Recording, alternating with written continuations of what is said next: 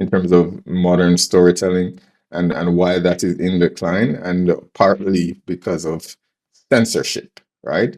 That is a huge component of it.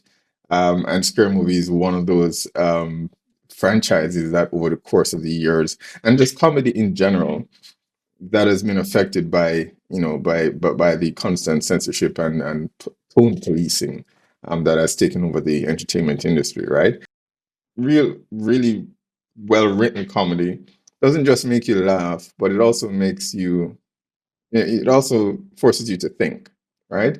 And I'm glad to see them introducing some of those elements there, where it's not just haha, but it touches on certain topics that we've been discussing in society for a while now. So, for example, at the end there, well, first, even at the very beginning, right, with the woman getting stabbed, and she's more concerned about her pronouns than the fact that she had just been stabbed, and we've seen a lot of that rhetoric online where people are being charged with heinous crimes, and someone will say, address him or her by their correct pronouns, and it's like, okay, well, we're talking about this horrible thing that they've just done, and that's your concern. So it's good to see them making a mockery of that absurdity, and the pronoun thing being absurd in and of itself is funny. um, and then towards the end there, where we see the little girl getting a gift from the Terrifier, and the mom, she's saying, Santa just gave me a severed arm.